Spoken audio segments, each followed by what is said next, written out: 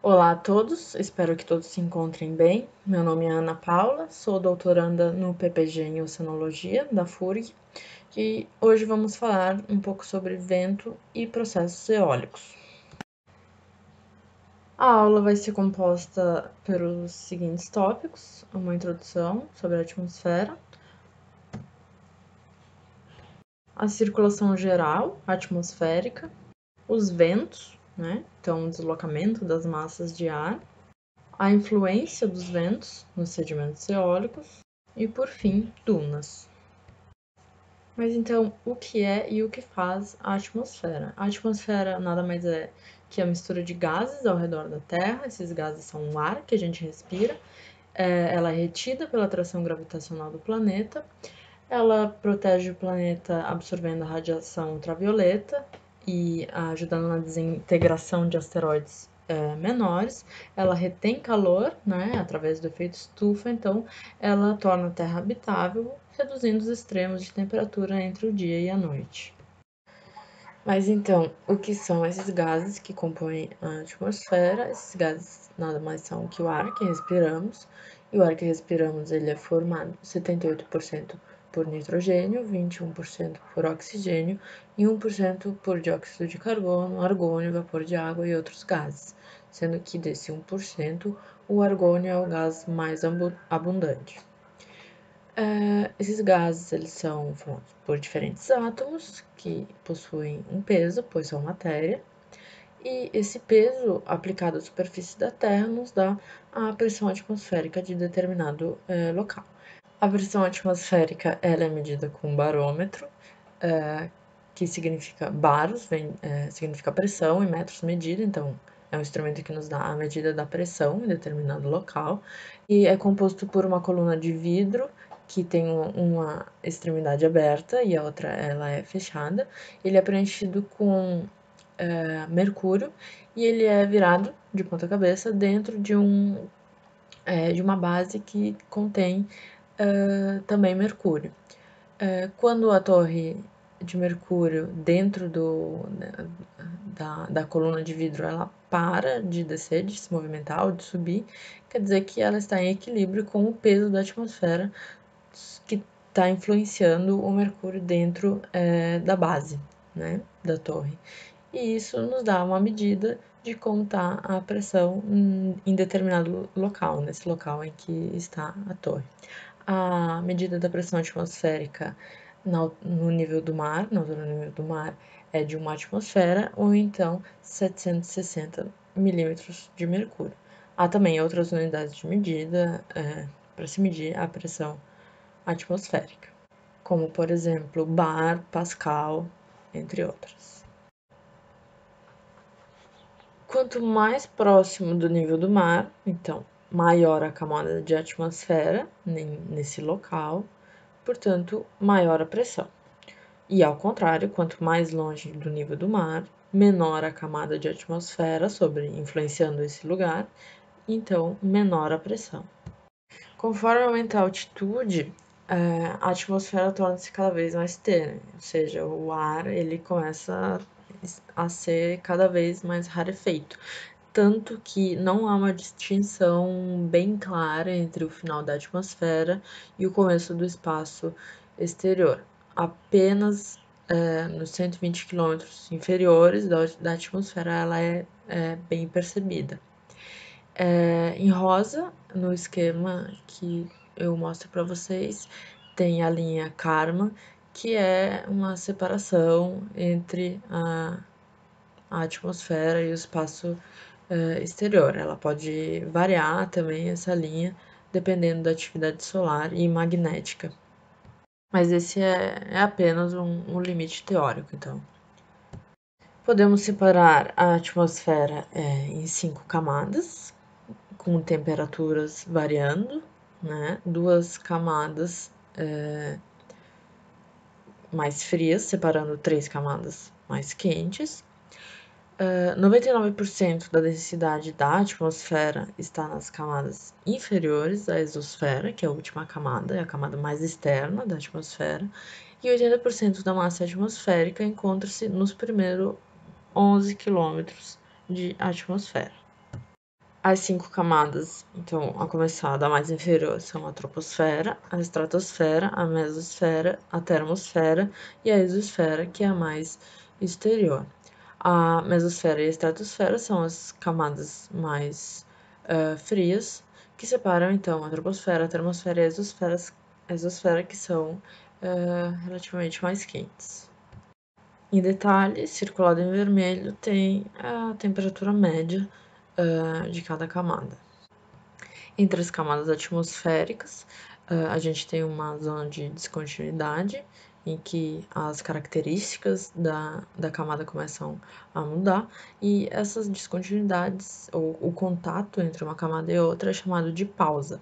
Recebe o sufixo de pausa, cujo prefixo é o nome da camada inferior. Então, entre a troposfera e a estratosfera, temos a tropopausa. Entre a estratosfera e a mesosfera, temos a estratopausa. Entre a mesosfera e a termosfera, temos a mesopausa. A partir desse ponto, a distinção entre as camadas ela não é bem demarcada, tanto que é muito difícil a gente saber o fim da atmosfera e o começo do espaço exterior. Então, é um local de propriedades, características mais homogêneas, não tendo essa distinção entre as camadas. Agora vamos ver com um pouco mais de detalhe cada uma dessas camadas, a começar pela troposfera, que se estende da superfície da Terra até a estratosfera. Ela é a única camada em que o ser humano pode respirar normalmente. E nessa camada estão confinados a maioria dos fenômenos meteorológicos. Logo após a troposfera, então temos a estratosfera, onde a temperatura aumenta com a altitude. Ela está localizada entre 17 e 50 quilômetros de altitude. Perdão pelo pequeno erro no slides. Aqui temos a camada de ozônio e é aqui que começam os diferentes tipos de dispersão da luz solar que conferem a característica cor azul do céu. Por ser uma camada bem estável, os aviões a jatos eles se deslocam bastante nessa camada, não tendo muito problema com turbulência. Após a estratosfera e a estratopausa, então temos a mesosfera. Nessa camada atmosférica, a temperatura diminui com a altitude, podendo chegar a menos 95, menos 90, menos 95 graus Celsius em seu topo, e aqui que podemos observar os fenômenos conhecidos como meteoros, né? Devido ao contato do objeto com a resistência do ar, né? Então, esse ar que até essa camada ele é um pouco mais denso, que faz com que eles peguem fogo mesmo e sejam então visíveis no céu para nós. Depois da mesosfera, temos a termosfera, onde a temperatura aumenta muito com a altitude, podendo chegar a 1500 graus Celsius. E nessa camada, as moléculas são tão rarefeitas que o conceito de temperatura, o grau de agitação molecular, ele não se aplica normalmente. Então, essa temperatura, ela não é sentida normalmente. E é aqui que acontecem os fenômenos que conhecemos como auroras boreal ou austral. A espessura da termosfera ela pode variar entre 350 a 800 quilômetros, dependendo da atividade solar, né? Por fim, então, a exosfera, que seria a camada mais externa da atmosfera, tem como característica a distância entre as partículas, né, entre os átomos de ar, que é muito grande, chega a ser centenas de quilômetros, e então, a partir daqui, o ar ele não se comporta mais como um fluido, sendo que os átomos eles se chocam muito raramente. Ela é uma camada composta basicamente por hidrogênio e hélio, e ela é formada pelas partículas que ainda sofrem a influência do campo gravitacional terrestre. Mas então, quem que se ocupa em estudar a atmosfera? A meteorologia é o ramo da ciência que se encarrega desse estudo e dos seus movimentos e mudanças. A previsão do tempo, ela é apenas uma parte do estudo da meteorologia, né?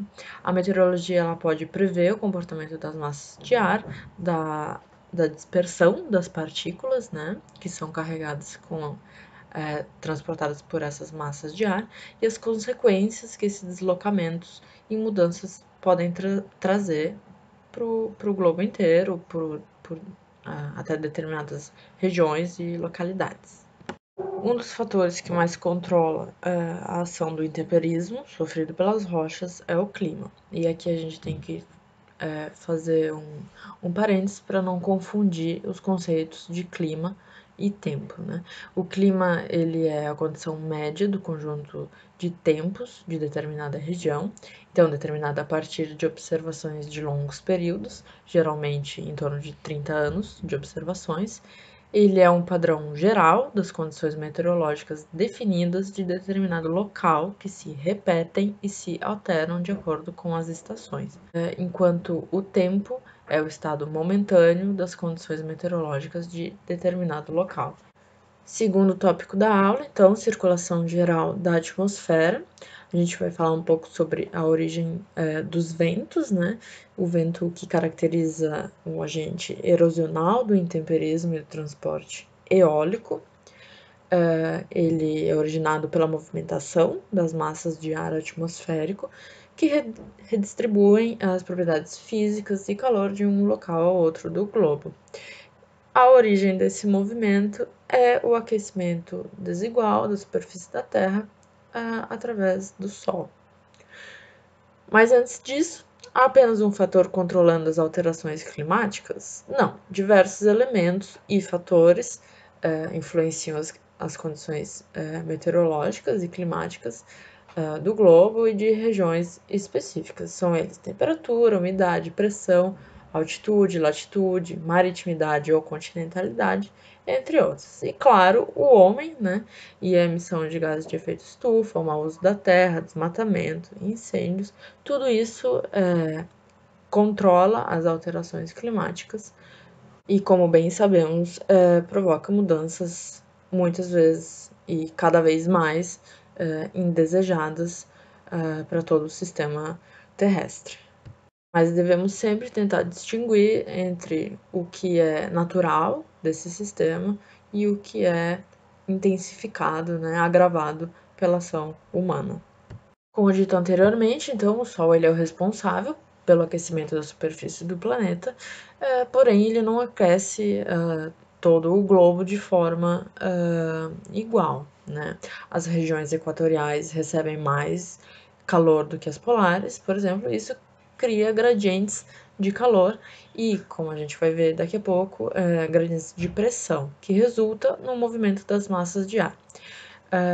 Mas então, como que isso acontece, né? O ar, ele que recebe maior quantidade de calor, ele se torna menos denso, então ele sobe, né? Por estar mais leve, o que faz com que diminua a pressão no local. Por exemplo, então, no Equador. E ao contrário, o ar mais frio, ele é mais pesado e então ele desce. Como, por exemplo, a gente vai ver as altas polares, né, em referência então à alta pressão que ocorre nesse local. Claro que relativamente, né, a alta pressão e a baixa pressão são valores relativos entre os diferentes locais. E sempre bom lembrar que o ar se desloca de A para B. Então é um macete para lembrar que o vento ele sempre sopra da alta pressão em direção à baixa pressão. Ao longo do tempo, então, dos estudos sobre a circulação geral atmosférica, alguns modelos de circulação em células foram desenvolvidos. Um dos primeiros modelos, então, é o modelo geral de Hadley, que nos mostra as células de Hadley. Os modelos físicos, eles tendem, por vezes, a simplificar, né, o sistema terrestre, para chegar a resultados bem próximos, parecidos ao que acontece na natureza mesmo, né? Então, esse primeiro modelo, ele desconsidera a rotação da Terra, e a célula de Hadley ela é limitada às altas polares, onde o ar é mais denso, em relação às baixas equatoriais, né? Onde o ar ele é menos denso, então ele sobe nas baixas equatoriais e ele desce, por ser mais frio, na região do polo, onde tem uma alta pressão. Como o ar nas regiões equatoriais ele sobe a maiores altitudes, o espaço que ele deixa, ele tem que ser, pelas leis de conservação de massa, substituído pelo ar, então, que vem das regiões mais frias e de alta pressão. Isso forma células, como a gente pode ver no esquema do modelo de Hadley, onde o ar se desloca, então, entre os polos e o equador, nessa direção na superfície, e em direção oposta, né, em maiores altitudes, então do equador para os polos. Se a Terra, então, não realizasse a rotação em torno do seu eixo, os ventos poderiam mover-se em linha reta de uma zona para a outra, mas a gente sabe que não é assim. Então, para o modelo se tornar mais realístico, temos que considerar o movimento de rotação da Terra. Esse movimento, então, faz com que os ventos sejam desviados para a direita da direção do seu movimento no hemisfério norte e o contrário, para a esquerda, no hemisfério sul. Esse desvio do ar, então, provocado pela rotação da Terra, ele é conhecido como efeito de Coriolis. Então, a partir disso, chegamos a modelos mais complexos, né? Complexos de circulação geral atmosférica, compostos por várias células, não apenas a célula de Hadley, e que tem direções longitudinais, né? Orientações leste-oeste, então, como pode ser visto na figura. As diferentes células, elas são provocadas pelo ar, que ao subir, né, em regiões de baixas pressões, ele atinge as partes superiores da atmosfera, resfria e então volta a descer, né, em locais de mais alta pressão, e assim se forma um movimento contínuo das células. E além da célula de Hadley, então, temos a célula de Farrell e a célula polar. Massas de ar são grandes volumes de ar que têm características uniformes em qualquer altura. Elas podem se formar sobre os continentes ou sobre o mar, né? As que se formam sobre os continentes, geralmente elas são secas, e ao contrário, as que se formam sobre o mar, elas são úmidas. O ar mais próximo da superfície, ele vai adquirindo as características do local, que são redistribuídas dentro da própria massa pelos processos advectivos, turbulentos e convectivos, além de ser, claro, transportados para vários locais do globo. Quando acontece de duas massas de ar se encontrarem, ao invés delas misturarem suas características e propriedades, elas tendem a mantê-las, né, e criar uma frente, então uma zona de interface bem definida entre duas massas de ar. Essa zona de interface, então, ela é caracterizada por apresentar uma variação muito brusca nas propriedades, né, do ar, devido, enfim, à substituição de uma massa pela outra. A gente vai ver que há vários tipos de frente. E ao longo dessas frentes, então, que ocorrem as principais variações meteorológicas. Dentre os diferentes tipos de frentes, podemos ter as frentes frias, que transportam um ar mais frio, né, em forma lenticular sobre a superfície da Terra e vão ao encontro de um ar mais quente. E no local de sua aproximação, a temperatura sobe e a pressão cai. E após a passagem dessa frente fria, então a temperatura ela despenca e a pressão aumenta. O ar frio, então, ele se coloca sob o ar quente, né? Porque ele é mais denso. E essa frente, esse tipo de frente, a frente fria, traz fortes pancadas de chuva e trovoadas. E ela é caracterizada, então, por um deslocamento no sentido polos-equador. A frente quente, ela acontece quando uma massa de ar quente empurra uma massa de ar frio. A massa de ar quente, ela tende a passar por cima da massa de ar frio e no local onde ela está passando, durante sua aproximação, é possível ver uma nebulosidade bem espalhada. A pressão, ela vai caindo de forma lenta e a temperatura se mantém quase constante. Após a passagem dessa frente, então a pressão diminui, a temperatura aumenta. Ela tem um deslocamento direção Equador-Polos e ela então provoca uma larga faixa de nuvens e chuvas fracas mais persistentes e por vezes pode provocar nevoeiro. Além disso, ela tem um deslocamento mais lento do que uma frente fria.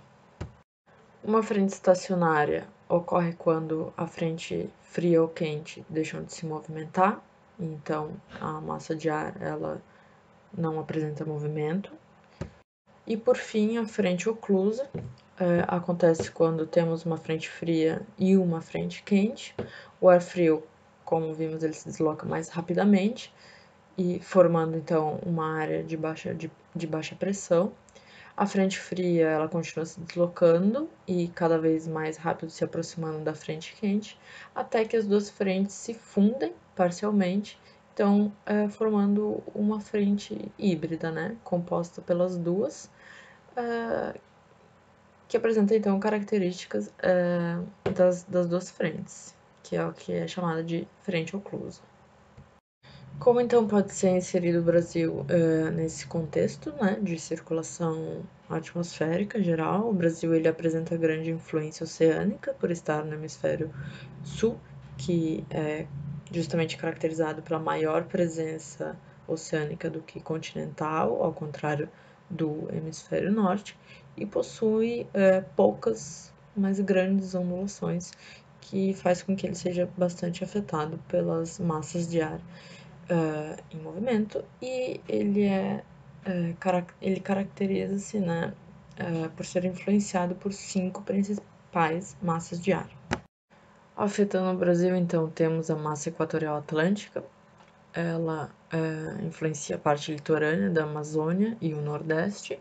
Tem seu centro de origem no Oceano Atlântico e ela é uma massa quente e úmida. A massa equatorial continental, ela afeta a porção noroeste da Amazônia. Ela é uma massa anual, presente o ano todo. Ela é a única massa continental úmida do mundo, devido à influência da floresta amazônica. O seu centro de origem é a parte ocidental da Amazônia. Ela é uma massa quente e úmida. A massa tropical atlântica, ela afeta a parte litorânea do Brasil. Seu centro de origem é o Oceano Atlântico, nas imediações do Trópico de Capricórnio. Ela é uma massa quente e úmida também. A massa tropical continental, ela é originária da depressão do Chaco, parte da Argentina e do Paraguai, e sua área de atuação ela é muito limitada, ela é uma massa quente e seca. E por fim, a massa polar atlântica, que tem suas origens nas porções do Oceano Atlântico próximos à Patagônia. Ela é uma massa fria e úmida e atua mais no inverno sob a forma de frente fria. O seguinte tópico da aula, então, os ventos. Como a gente já viu, os ventos representam o deslocamento das massas de ar, né, da alta pressão para baixo. Então, quanto maior esse gradiente, essa diferença de pressão entre um ponto e outro, maior a intensidade dos ventos, né? E isso tem uma variação global. A velocidade dos ventos é medida por anemômetros, né? E para a gente conseguir observar a sua direção, a gente pode se utilizar de um instrumento chamado biruta ou anemoscópio. Diferentes intensidades, direções e periodicidades resultam em vários e diferentes tipos de vento, que pode ser originados por características típicas das regiões, né, ao redor do globo. A velocidade do vento ela é medida em metros por segundo, né? E dentro do padrão geral de circulação atmosférica, temos 3 cinturões de ventos principais que podem ser observados em cada hemisfério do planeta. No hemisfério norte, temos os alísios de nordeste, os ventos de oeste e os ventos polares de leste. No hemisfério sul, a gente tem os alísios de sudeste, os ventos predominantes de oeste e os ventos polares de leste. Então, são características simétricas, né, de cada hemisfério. A figura desse slide mostra o padrão idealizado de ventos, né, como se cada hemisfério fosse aquecido igualmente e desconsiderando qualquer turbulência, né, gerada pelas feições, né, da superfície terrestre e atmosférica. Enquanto que ao lado vemos o padrão de ventos real, né, considerando então a distribuição continental, né, então e o aquecimento desigual da superfície do planeta. E então essa diferença entre os dois padrões ele ocorre justamente porque a Terra é aquecida desigualmente, né? Continentes e oceanos eles absorvem e transmitem o calor de maneiras diferentes, em tempos diferentes. Os fluxos de vento são instáveis, geram turbulência, e o Sol não está fixo sobre o Equador, né? Mas ele se desloca entre os trópicos, então ele não aquece sempre a mesma região exatamente. Mas voltando aos cinturões de vento, então temos algumas áreas importantes a serem destacadas, né? Os alísios, eles sopram sempre dos trópicos em direção ao Equador, eles são ventos carregados de umidade, que fazem com que nesse local, então, o ar suba e logo nas camadas mais altas ele condense e transforme essa área em uma zona de muita calmaria e muita precipitação. Ela é um dos mais importantes sistemas meteorológicos, né, que atuam no globo, né, especificamente nos trópicos. A variação de sua posição pode determinar a estiagem ou a chuva no sertão nordestino, então ela tem uma grande influência também no Brasil. E sua posição média varia em torno de 5 graus norte, né? 14 graus norte em agosto e setembro e 2 graus sul em março e abril. Ela é um dos mais importantes sistemas, principalmente por transferir calor e umidade, né, a partir dos oceanos, dos níveis inferiores da atmosfera e das regiões tropicais para os níveis superiores da troposfera e para médios e altas latitudes, atuando então intensamente na manutenção do balanço térmico global. Entre as categorias de ventos, então, podemos destacar os ventos perigosos, que compreendem os ciclones, né, que podem ser tropical ou subtropical, são grandes massas de ar em rotação, superam os 50 km/h. Os furacões, que são ventos circulares, que superam 108 km/h e têm diâmetros entre 200 e 400 km. Os tufões, que é o nome dado aos ciclones formados no sul da Ásia e na parte ocidental do Índico, né, são o equivalente aos furacões. Os tornados, que são o menor e mais intenso dos ventos, eles podem apresentar 10 km de diâmetro e 480 km de velocidade. O seu efeito dura entre 10 e 30 minutos e formam-se nas zonas temperadas do hemisfério norte, né? São característicos desses locais. O vendaval também ele é um vento forte que chega a atingir os 150 km por hora e geralmente sopra nas madrugadas, né? E tem uma duração média de 5 horas. Temos também os ventos periódicos, como as monções e as brisas. As brisas, elas têm uma periodicidade entre o dia e a noite, né? E as monções, uma periodicidade sazonal entre as estações quentes e as estações frias. As brisas funcionam da forma em que a parte continental ela absorve mais calor durante o dia, mais rápido do que a parte oceânica, criando um centro de baixa pressão, e então o deslocamento do ar se dá em sentido oceano-continente, caracterizando a brisa marítima, né? E durante a noite o contrário ocorre, o oceano ele libera mais calor e o continente esfria muito mais rápido, criando então, invertendo então o sopro, né? A direção do deslocamento da massa de ar. As monções, então, são caracterizadas por ventos que durante o verão sopram do Índico para a Ásia Meridional e durante o inverno da Ásia Meridional para o Oceano Índico, né? Isso se deve à diferença de aquecimento entre a superfície da Terra e do mar quando incide a radiação sobre as mesmas. A diferença entre as duas, então, basicamente, é a periodicidade com que os eventos ocorrem e a diferença, né, entre inverno e verão nos dois hemisférios, né?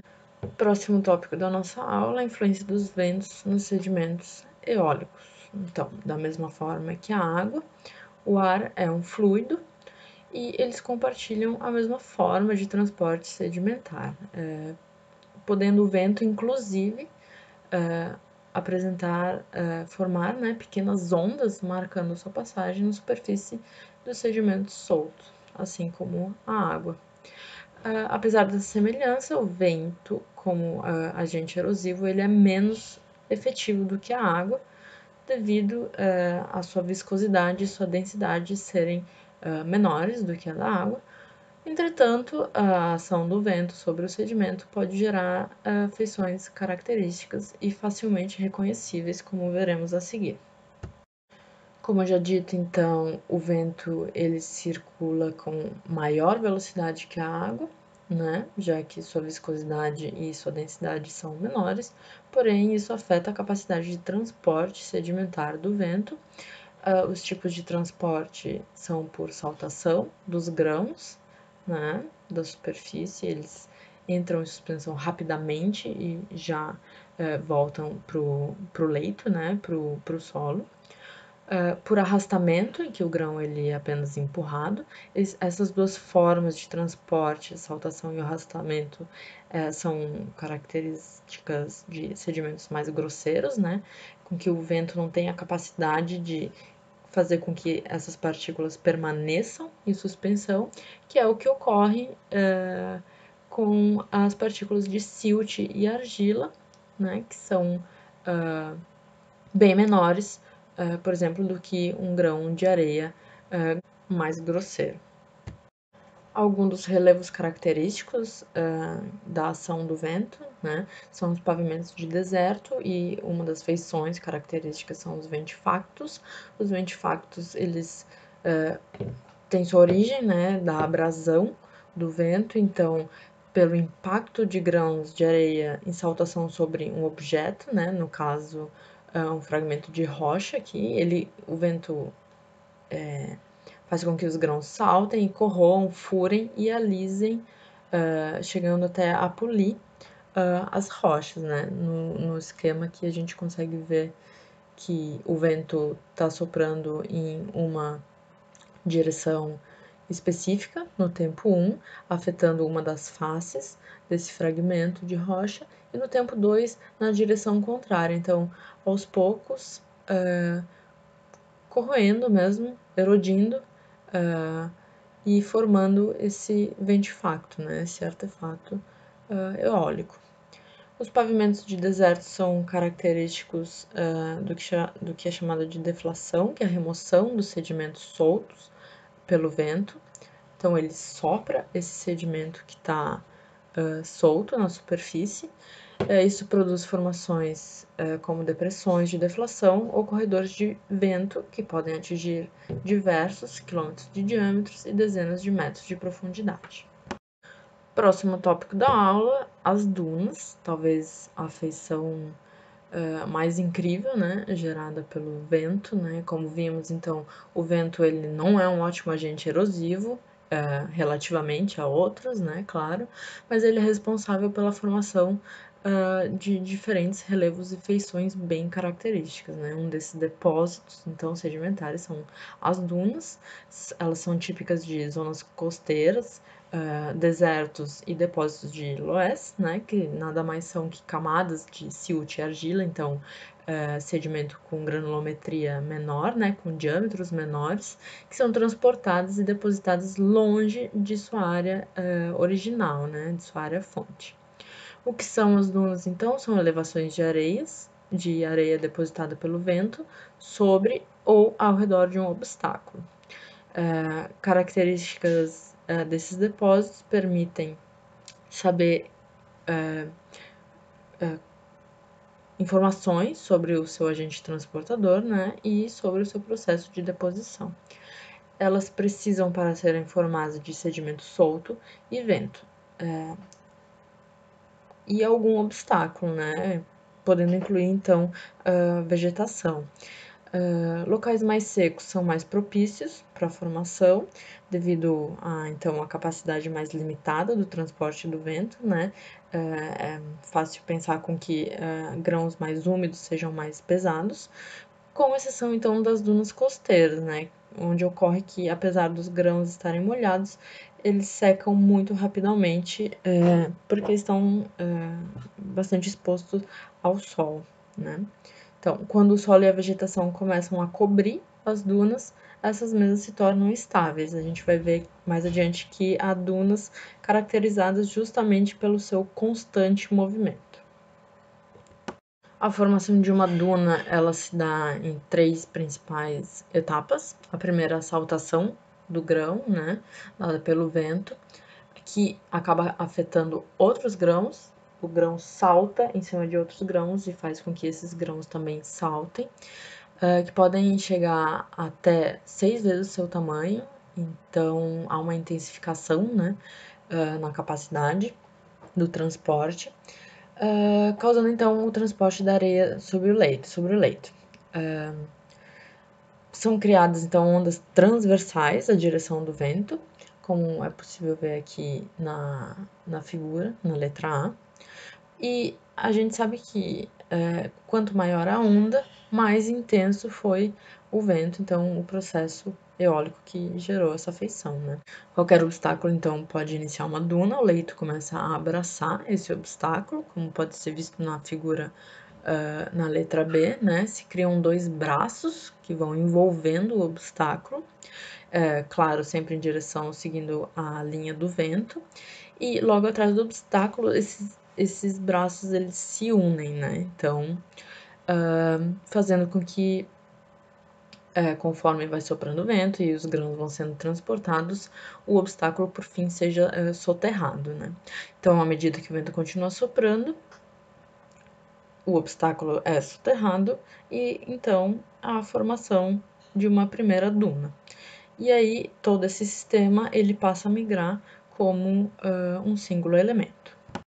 O lado com que o vento chega, né, até o obstáculo é o lado que ele é mais rápido, ele tem maior velocidade, e conforme ele vai sentindo o obstáculo e a areia que já foi depositada, ele diminui, então, sua intensidade, né, na parte, digamos, por enquanto, atrás do obstáculo, e diminuindo a sua velocidade, a deposição ela é estimulada, né, a deposição da areia, ela começa a ocorrer com maior intensidade, então esse lado, digamos, a sombra do vento.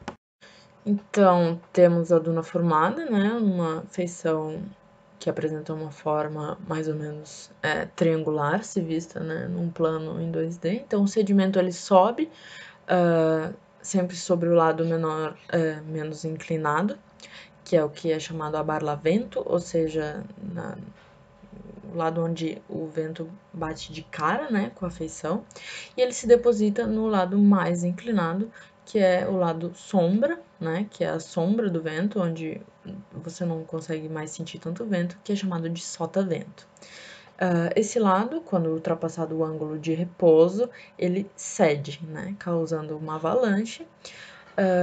E quanto maior a partícula, maior esse ângulo de repouso, né? A inclinação das faces da duna do lado a sotavento, ele tem uma inclinação máxima, que é ditada, então, pelo tamanho do grão, né? Pela organização dos grãos que compõem essa feição.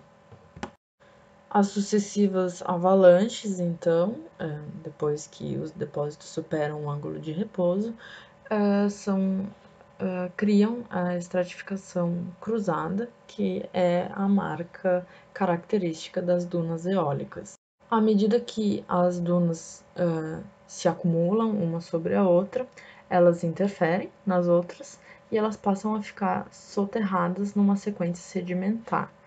A estratificação de cada uma ela é preservada, mesmo depois de que a areia, né, depois de tanta pressão e muito tempo, se torna rocha, se torna arenito.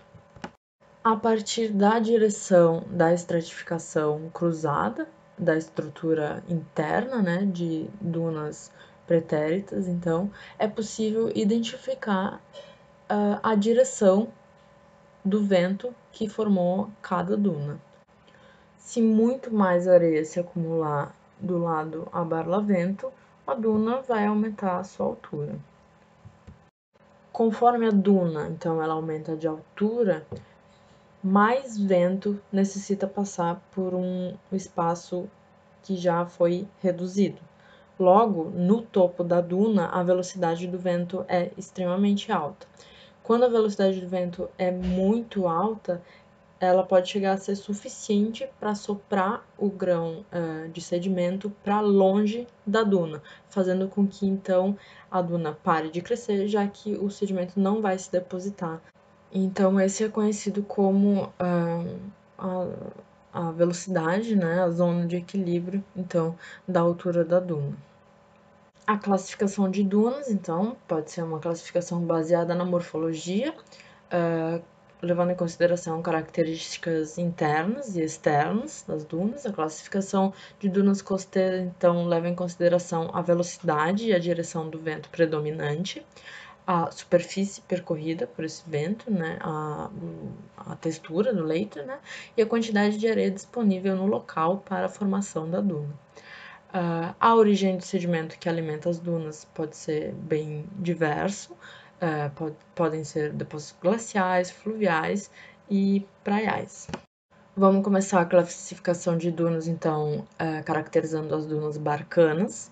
Elas são formadas em zonas de vento moderado, de areia limitada, elas têm uma forma em C, com as extremidades no sentido do vento, como dá para ver na figura. Elas não formam campos, são relativamente pequenas, tendo máximo 50 metros de altura e 350 metros de comprimento. E temos então as cadeias de barcanoides, que são similares, e se desenvolvem em áreas costeiras, onde a vegetação limita ainda mais a disponibilidade de areia. As dunas transversais são formadas em locais onde o vento é frequente e a direção é constante, locais onde a areia é presente em abundância. Elas são orientadas em direção perpendicular ao sentido do vento, elas formam campos e são muito comuns em zonas costeiras. As dunas longitudinais, também chamadas de seif, do árabe, são formadas em locais onde tem um vento forte, que mantém uma direção bastante constante, precisam de areia abundante, têm alturas que chegam até 200 metros e possuem quilômetros de comprimentos. Elas são caracteristicamente costeiras, mas também desérticas. As dunas parabólicas, em locais de vento forte e direção constante, precisam de locais com areia mais abundante, barcanas. Elas têm forma em U e extremidades contrárias ao sentido do vento, então ao contrário das barcanas, né? E a forma em U em vez de C. Elas são costeiras, pouco comuns na América do Sul, e sofrem influência da vegetação que limita o crescimento das dunas, então, né, limita a disponibilidade de areia. As dunas estrelas, talvez as mais chamativas das dunas, elas se formam em local com vento forte e direção variante, precisam de bastante areia, então locais de areia abundante. Elas têm forma em estrela pela variação justamente da direção do vento. O vento ele precisa variar em pelo menos 3 direções para formar esse tipo de duna, e elas são uma duna caracteristicamente desértica. Temos as paleodunas, então, como visto anteriormente, né, a questão da estratificação cruzada na morfologia interna, né, de dunas pretéritas, né, elas se formam da litificação da areia ao longo de milhares de anos, a areia se transforma em rocha, vira arenito. Elas têm uma coloração amarelada, avermelhada, podendo ser acinzentada e alaranjada também. Essa coloração mais avermelhada, amarelada, ela é característica de longos tempos de exposição ao ar, né, em que os minerais ferruginosos são oxidados. Elas têm uma morfologia externa já destruída pela erosão, né, devido ao longo tempo de exposição aos fatores erosivos, porém a morfologia interna ela é bem visível e a gente pode encontrar elas nos cortes de estrada pelos quais passamos e observar então essas feições internas bem características, né, da estratificação cruzada. As dunas costeiras são feições características de praias arenosas, têm forma, tamanho e orientação particulares de cada localização, devido a variações, né, do vento, do tamanho de grão do sedimento e do tipo e da quantidade, né, de vegetação que as colonizam. Como dito anteriormente, apesar da zona costeira ser um local úmido, a areia seca rapidamente, então é facilmente transportada pelo vento. As principais localizações no Brasil dos campos, né, de dunas costeiras são a região dos Lençóis Maranhenses, o extremo sul do Rio Grande do Norte, a região de Cabo Frio e da ilha de Santa Catarina, e o extremo sul do Rio Grande do Sul. Podem ser divididas em dunas livres e vegetadas, e é muito importante ressaltar que as dunas costeiras compõem o estoque de areia litorâneo, né? Elas emprestam sedimento ao sistema para quando, no momento de erosão, de tempestade, a praia possa manter, então, um perfil de equilíbrio, né? Elas são a proteção natural das zonas litorâneas face a essa erosão, além de ser o habitat de inúmeras espécies da fauna e da flora. Segundo a resolução do CONAMA, 303 de 20 de março de 2002, elas são áreas de proteção permanente. Então, é muito importante a preservação das dunas costeiras. Como pode ser caracterizada, então, a costa do Rio Grande do Sul? A costa do Rio Grande do Sul é uma zona costeira formada por uma ampla planície arenosa, com 620 quilômetros de extensão e até 120 quilômetros de comprimento, né, no sentido oceano-continente. Ela é formada pelas antigas variações do nível do mar. Essas variações do nível do mar, então, permitiram a instalação de um sistema complexo de barreiras arenosas que acabaram aprisionando um grande sistema lagunar, né, o sistema Patos-Mirim-Mangueira. Há algumas feições da planície costeira do Rio Grande do Sul que marcam as antigas linhas de costas, como dunas antigas, campos de dunas antigos, pontais arenosos, falésias. As porções estuarinas apresentam marismas em suas margens, sendo que o litoral do Rio Grande do Sul apresenta diversos fatores que propiciam a formação de campos de dunas, né, como a topografia de terras baixas, sendo uma planície costeira, um regime de vento apropriado para a formação de duna em velocidade e direção, e um grande estoque de areia quartzosa fina, o que torna a planície costeira do Rio Grande do Sul um dos mais expressivos sistemas eólicos da costa brasileira. É bom ter em mente que a classificação das feições de dunas costeiras, ela referencia as feições do sistema praial.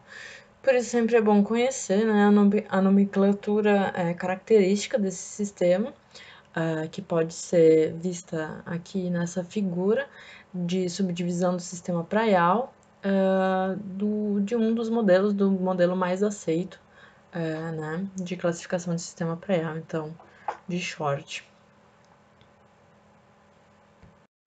Os principais depósitos costeiros da planície costeira do Rio Grande do Sul podem ser identificados pela figura a seguir. Então, partindo da área mais continental, temos os terrenos pleistocênicos, o sistema lagunar, as dunas livres, ou dunas transgressivas, que estão em constante migração, campos de nébicas ou nábicas, as dunas frontais, as dunas embrionárias, a praia e, por fim, né, o mar.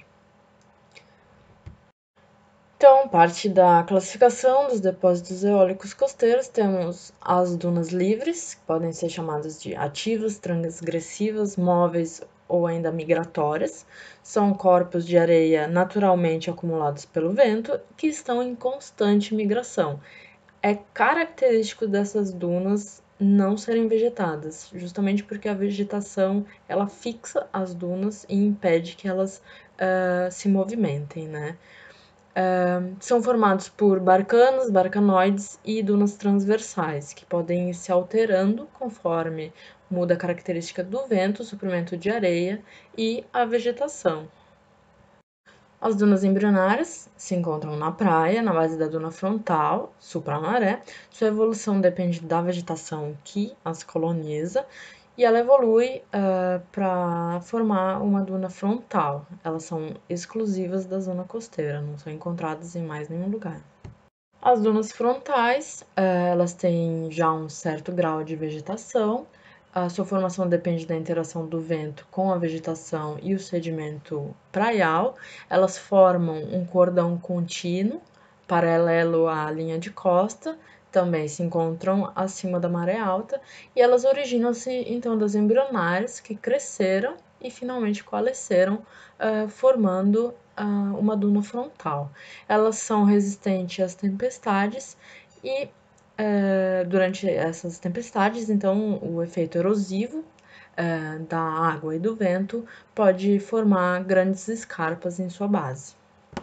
Finalmente, blowouts e nábicas, ou nébicas, né, são feições também características do cordão de dunas costeiro.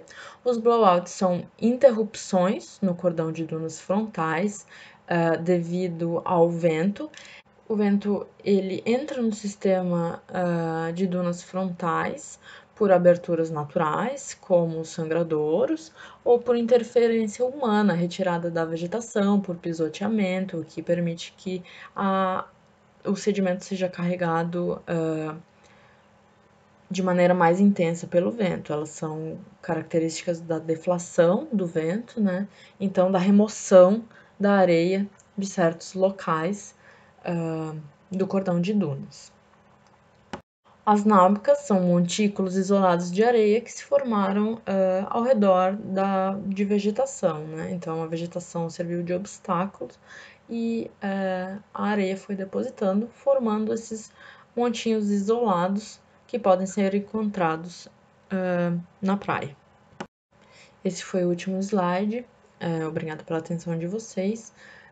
Estudem o material, caso tenha ficado alguma dúvida ou queiram enviar um feedback sobre a aula, meu e-mail está disponível, anapiazaf@gmail.com. E é isso. Boa semana a todos e bons estudos.